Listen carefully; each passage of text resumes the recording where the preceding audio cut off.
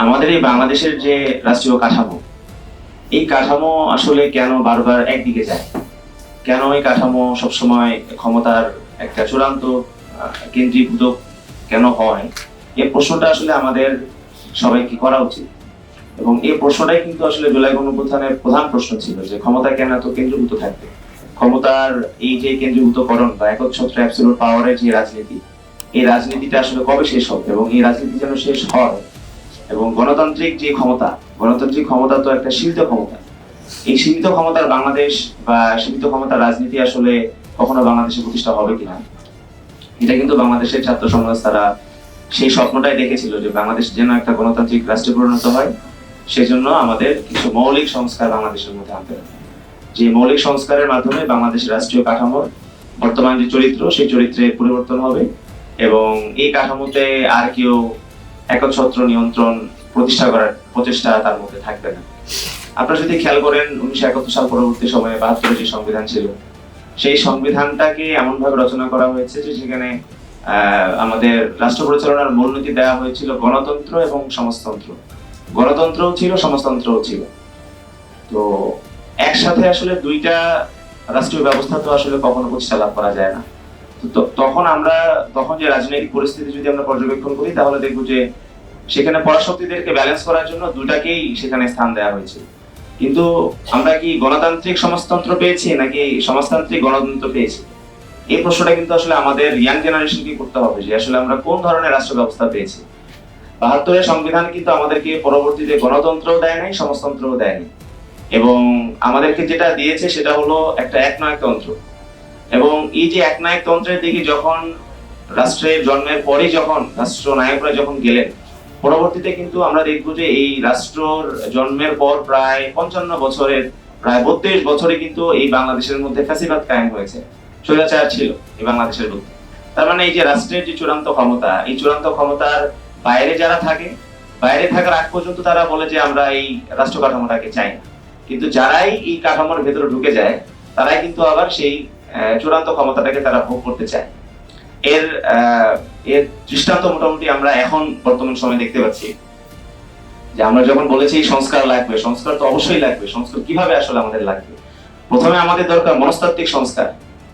জুলাই গণঅভ্যুত্থানের মাধ্যমে আমরা ভেবেছিলাম হয়তো রাজনৈতিক দলগুলো যারা আছেন, ফ্যাসিবাদ বিরোধী রাজনৈতিক শক্তি যারা আছেন, তাদের মধ্যে একটা মনস্তাত্ত্বিক সংস্কার অবশ্যই হবে, যেন তারা শেখ হাসিনার মতো বা আওয়ামী লীগের মতো এই ধরনের একটা রাজনৈতিক শক্তির পতন ঘটবে, তাদের সেই শক্তির পতন যেন আর না ঘটে। তাহলে তো আবার ফ্যাসিস্ট শক্তি বাংলাদেশের মধ্যে আবার মাথাচাড়া দিয়ে উঠবে। কিন্তু আমরা দেখলাম যে আসলে যে আইনগুলোর মাধ্যমে এই সংস্কার, মৌলিক সংস্কার বাস্তবায়ন করতে হবে, সেই আইনগুলো আসলে বাংলাদেশের মধ্যে বাস্তবায়ন করা হলো না। বাংলাদেশের এই রাষ্ট্রের অ্যাকাউন্টেবিলিটি, রাষ্ট্রের যে জবাবদিহিতা, যে সংস্থা বা যে প্রতিষ্ঠানগুলো নিশ্চিত করবে, সেই সংস্থাগুলোকে আসলে তাদের জায়গা থেকে প্রাতিষ্ঠানিক পূর্ণ রূপ দেওয়ার ক্ষেত্রে আমরা অনেক বড় একটা হীনমন্যতার পরিচয় আমরা দেখতে পেলাম। যার কারণে বাংলাদেশের এই বিচার বিভাগও স্বাধীন হলো না। বাংলাদেশের মানবাধিকার যেই কমিশনের যে আইন ছিল, সেই আইনের কোনো সংস্কার আমরা দেখতে পেলাম না।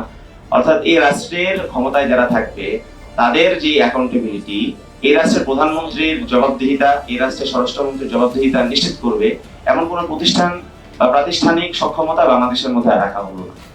এতে করে যেটা হলো যে বাংলাদেশ আগের কাঠামোতেই রয়ে গেল, এবং আগের যে সংস্কৃতিগুলো ছিল সেগুলো কিন্তু ধীরে ধীরে ফিরে আসা শুরু করেছে। আপনারা যদি খেয়াল করেন যে এই নির্বাচন পরবর্তী সময়ে গত 5 মাসে কিন্তু প্রথমবার এই বাংলাদেশের মধ্যে একটা গুম হয়েছে।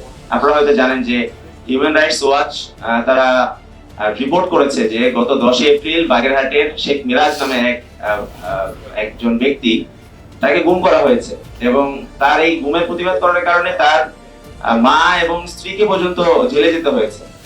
ইভেন এখন বর্তমান পরিস্থিতি আসলে যেদিকে যাচ্ছে, যে সংস্কৃতিগুলো, আমরা যখন বলেছিলাম যে আমাদের রাইট টু প্রাইভেসি আসলে কোথায়, আমাদের রাইট টু প্রাইভেসি কি রাষ্ট্র দিবে না?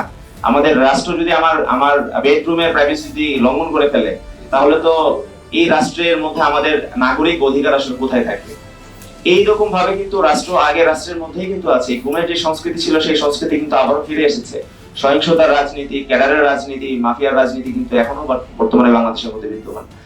আমরা আসলে এই জুলাই গণঅভ্যুত্থান পরবর্তী পরিস্থিতি আমরা যেভাবে চেয়েছিলাম এবং জুলাইয়ের যে আকাঙ্ক্ষা আমরা যেভাবে বাস্তবায়ন করতে চেয়েছিলাম সেটা আসলে এখন পর্যন্ত বাস্তবায়ন করা সম্ভব হয়নি। এবং বর্তমান যে রাজনৈতিক সরকার, সেই সরকারের কাছে আমরা বারবার করে সরকারের সমালোচনা করছি। সরকার যেন আসলে এই একই ভুল না করে, সরকার যদি তার ক্ষমতা সীমিত না করে, আমরা যখন বুঝতে পারবো যে প্রধানমন্ত্রী তারেক রহমান তিনি তার ক্ষমতা সীমিত করেছেন কোন একটা ক্লজের মাধ্যমে, কোন একটা আইনের মাধ্যমে, তখন আমরা মনে করবো যে বাংলাদেশের মধ্যে একটা সংস্কার প্রক্রিয়া বাস্তবায়ন হচ্ছে। কিন্তু সেই দিকে তো আসলে আমরা সরকারের কর্ণপাত আছে বলে আমাদের কাছে মনে হচ্ছে না। এবং আমাদের কাছে মনে হচ্ছে যে যেখানে উন্নত গণতান্ত্রিক রাষ্ট্রগুলোর মধ্যে সরকারের জবাবদিহিতা যখন জনগণ চায় বা বিরোধী দল যখন চায় বা বিরোধী দলে যারা থাকেন তারা যখন সরকারের সমালোচনা করে, সমালোচনাগুলোর মাত্রা কিন্তু আপনারা যদি খেয়াল করেন তীব্র মাত্রা থাকে। ইভেন আমাদের পার্শ্ববর্তী রাষ্ট্র ভারতের বিরোধী দল যারা আছে তারা দেখবেন প্রধানমন্ত্রী নরেন্দ্র মোদীকে নিয়ে তারা যে ধরনের সমালোচনা করে, যে ধরনের কার্টুন বানায়, যে ধরনের তারা তীব্র সমালোচনা করে, এই তীব্র সমালোচনার ধারের কাছেও কিন্তু আসলে বাংলাদেশের বিরোধী রাজনৈতিক দলগুলো কিন্তু করে না। কিন্তু বর্তমান সময়ে যারা সরকারের ওই জায়গাটাতে সমালোচনা করছে, এইটার প্রেক্ষিতে তারা যেই লেভেলের সহিংস পরিস্থিতি তৈরি করছে, যে লেভেলের সহিংস আচরণ জনগণের সামনে তারা দৃশ্যমান করছে, এটা আমাদের জায়গা থেকে খুবই অপ্রত্যাশিত। সরকার যদি গণতান্ত্রিক আচরণ করতে না চায় তার মানেটা হলো যে সরকার আসলে গণতন্ত্রই চাচ্ছে না। সরকার গণতান্ত্রিক প্রক্রিয়ায় তারা ক্ষমতার মধ্যে এসেছে, কিন্তু এর মধ্যেও কিন্তু শুভঙ্করের ফাঁকি ছিল, ফলকাচুপি করে এসেছে। তারপরে কিন্তু আমরা চেয়েছি যে বাংলাদেশ একটা গণতান্ত্রিক উত্তরণের দিকে যাচ্ছে, সরকার যেন সেটাকে ধীরে ধীরে একটা গণতান্ত্রিক প্রক্রিয়ায় যেন নিয়ে যায়, সে প্র্যাকটিসটা যেন আসলে সরকার করে। কারণ law and practice is not the same thing. আমি একটা আইন বানালাম এবং সেটাকে আমি চর্চা করলাম, সেটা কিন্তু এরকম না। আইন কখনো আমাদের পরিস্থিতি, সমাজ ব্যবস্থা কখনো পরিবর্তন করে না। আমাদের চর্চা, রাজনৈতিক চর্চার মধ্যে যদি আমরা সেটাকে না নিয়ে আসতে পারি, তাহলে কিন্তু এই আমাদের দেশের মধ্যে কখনোই গণতন্ত্র প্রতিষ্ঠা করা সম্ভব না। এবং আমরা বলেছি যে এই গণতান্ত্রিক এই সরকার যখন বলে যে, সরকার যে দল আছে, সরকার যখন বলে যে আমরা একটা গণতান্ত্রিক দল, আমরা তো বিপ্লবে বিশ্বাস করি না, আমরা তো গণতান্ত্রিক। তো জুলাই বিপ্লব কিন্তু আমাদের বাংলাদেশের মানুষকে একটা পরিবর্তনের আকাঙ্ক্ষা দেখিয়েছিল। কিন্তু সরকার যখন ওই গণতান্ত্রিক এবং বিপ্লবকে তারা ধারণ করে না, এই ধরনের বয়ান যখন তারা আমাদের কাছে উপস্থাপন করে, তখন আসলে আমাদের কাছে এটা স্পষ্ট হয় যে আসলে তারা জুলাইকে স্বীকার করে কিন্তু জুলাইকে কখনো তারা ধারণ করে না। জুলাইকে তারা বলে যে জুলাই সনদ তারা বাস্তবায়ন করবে, ওই জুলাইয়ের আকাঙ্ক্ষা তারা বাস্তবায়ন করবে, কিন্তু মূলত তারা জুলাইয়ের স্পিরিটটাকে ধারণই করে না। তো যারা জুলাইয়ের স্পিরিটটাকে ধারণ করে না, তারা তো আসলে বাংলাদেশের মধ্যে কি পরিবর্তন করবে, এটা কিন্তু আমাদের জন্য একটা সংশয়ের বিষয়। তো আমরা আমাদের জায়গা থেকে বারবার করে বলছি যে সরকার যদি এই ধরনের আচরণ, এই ধরনের রাজনৈতিক চর্চা যদি অব্যাহত রাখে, সরকার যদি কোনো পরিবর্তন জনগণকে না দেখাতে পারে, তাহলে তো আসলে আমরা বুঝবো না যে এই সরকার শেখ হাসিনা থেকে বেটার কোনো কিছু জনগণকে অফার করবে। এবং আমরা আসলে দেখতে পাচ্ছি যে সরকার যে ধরনের কথাগুলো বলেছে, আপনারা জানেন যে ইতিমধ্যেই বাংলাদেশ সরকারের গুরুত্বপূর্ণ মন্ত্রীরা তারা বলছেন যে আমরা অনেক কিছুই মেনে নিয়েছি শুধু নির্বাচনের জন্য, অনেক কিছুই আমরা বলেছি, এটা তো নির্বাচনের আগে ইস্তেহারে সবাই আসলে বলে। তো ওই বলার জন্য বলা, এই যে একটা প্রতারণার রাজনীতি, যে আমি যা বলবো তা করবো না, এই ধরনের রাজনীতি যদি বাংলাদেশের মধ্যে থাকে, তাহলে তো সেটা আগের ফেসেই তো আসলে এটাকে প্রমাণ করে যে আমরা আগের বাংলাদেশের মধ্যেই আছি। আমরা যে নতুন বাংলাদেশের মধ্যে আছি, এটা প্রমাণটা আসলে কি? আমরা কি দিয়ে বুঝবো যে এই বর্তমান বিএনপি সরকার, আওয়ামী লীগ সরকার থেকে কোনো ভালো একটা সরকার, বা আওয়ামী লীগ সরকার একটা ফ্যাসিস্ট সরকার ছিল, এই সরকার একটা গণতান্ত্রিক সরকার, আমরা কিভাবে বুঝবো? এই ধরনের কোনো নমুনা কি আসলে আমরা বর্তমানে দেখতে পাচ্ছি? মির্জা ফখরুল ইসলাম আলমগীর তিনি বলেছেন যে বাংলাদেশের মধ্যে শুধু তারেক রহমানেরই পরিবর্তন হয়েছে, তারেক রহমান ব্যতীত অন্য কারো কোনো পরিবর্তন হয়নি। তো শুধু তারেক রহমানের পরিবর্তন তো বাংলাদেশের মানুষ চায়নি। বাংলাদেশের মানুষ চেয়েছে যে এই রাষ্ট্রের কাঠামোর পরিবর্তন, যেন এই রাষ্ট্র কাঠামোর মধ্যে ওই তারেক রহমানের যে আসনটা আছে, যেটা প্রধানমন্ত্রীর আসন, সেই আসনের মধ্যে যেই যাবে সে কখনো একটা কেন্দ্রীভূত চরিত্র বা একটা একনায়ক চরিত্র সে কখনো ধারণ করবে না। তার মধ্যে ভয় থাকবে যে আমার পরিণতিও কিন্তু একসময় হাসিনার মতো হতে পারে। এই ভয়টা আসলে আমরা বর্তমানে দেখতে পাচ্ছি না। তাদের যে প্রতিশ্রুতি ছিল সেগুলো আমরা বর্তমানে দেখতে পাচ্ছি না, যার কারণে জুলাইয়ের যে আকাঙ্ক্ষা ছিল সেই আকাঙ্ক্ষা বর্তমানে বাস্তবায়ন হচ্ছে না বলেই আমাদের কাছে প্রতীয়মান। এবং একই সাথে যে বিচারের যে কথা বলবো, আমরা কিন্তু অভ্যুত্থানের পরে সবার আগে বলেছি আমাদের বিচার লাগবে, বিচার লাগবে। কিন্তু খেয়াল করেন যে অভ্যুত্থানে কিন্তু প্রায় 2 বছর হয়ে গিয়েছে। আপনি যখন একটা তরতাজা রক্ত যখন শুকিয়ে যাবে, তার সাথে সাথে কিন্তু বিচার পাওয়ার সম্ভাবনা কিন্তু ধীরে ধীরে কমে যায়। এবং রাষ্ট্রীয় ব্যবস্থার মধ্যে আপনি রাজনৈতিক যে ব্যক্তিবর্গ যারা আছে তাদের বিচার করা কিন্তু অনেক কঠিন। আমরা কিন্তু এটা আগে বলেছি যে আমরা যেই ধরনের সুশীলতা প্রদর্শন করেছি, যে ধরনের সফটনেস, নমনীয়তা আমরা জুলাই গণঅভ্যুত্থান পরবর্তী সময়ে আমরা প্রদর্শন করেছি, এটা কিন্তু যদি আওয়ামী লীগ কখনো ফিরে আসে তখন সে আমাদের সাথে এই ধরনের একই আচরণ করবে না। আওয়ামী লীগ সবাইকে ধরবে এবং ঝুলিয়ে দিবে, এটা হলো তার চরিত্র। তো যে ধরবে এবং ঝুলিয়ে দিবে, যে শাহবাগ তৈরি করেছে একটা রাজনৈতিক দলের গুরুত্বপূর্ণ ব্যক্তিদেরকে ফাঁসির মঞ্চে ঝুলানোর জন্য, সেই ধরনের একটা রাজনৈতিক শক্তিকে আমরা গত 2 বছর বিচার করতে পারলাম না। এবং গত 6 মাসের মধ্যে আমরা যে অগ্রগতি দেখেছি, আমি যেহেতু সুপ্রিম কোর্টে প্র্যাকটিস করি, আমার কাছে মনে হয়েছে যে আসলে এটা অত্যন্ত ধীর এবং এটাকে একটা দর কষাকষির জায়গায় রাখা হয়েছে। মানে আওয়ামী লীগ আবার কামব্যাক করবে না, বা আওয়ামী লীগের এই ফ্যাসিবাদের ধাপে ধাপে যে তাদের অপরাধের মাত্রা, এই মাত্রাগুলোকেও আসলে আইডেন্টিফাই করা হয়নি। এখানে শুধুমাত্র কয়েকজন ব্যক্তির বিচার হবে এই ধরনের একটা আশ্বাস দেওয়া হয়েছে, যেটা কিনা যে কোনো একটা ইস্যুতে আমরা হয়তো দেখবো, হয়তো তাদের সেই বিচারটা শেষ পর্যন্ত আমরা দেখতে পাবো না।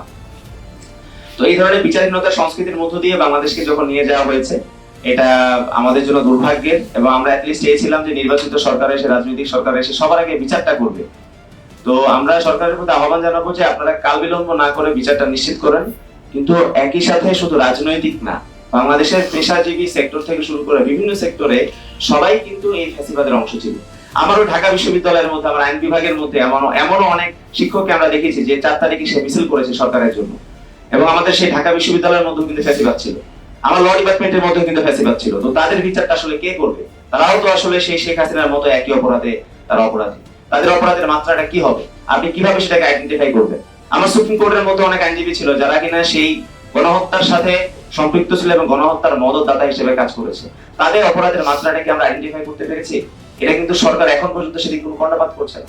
তার মানে সরকার চাচ্ছে যে শেখ হাসিনা যে সেটআপটা রেখে গিয়েছে, সেই সেটআপে তারা নির্দিষ্ট একটা সময় পর্যন্ত তারা দেশ চালাবে, তারপরে হয়তো আবার আওয়ামী লীগ কামব্যাক করবে। তো সরকার যেন এই ধরনের ভুল পদক্ষেপ যেন গ্রহণ না করে, সেই ব্যাপারে আমাদের উদারতা আহ্বান থাকবে। আমরা আশা করবো যে জুলাইয়ের আকাঙ্ক্ষা যদি এই সরকার বাস্তবায়ন না করে, এটার মানে এই না যে আকাঙ্ক্ষাটা বাস্তবায়ন হবে না। আকাঙ্ক্ষাটা কিন্তু অবশ্যই বাস্তবায়ন হবে।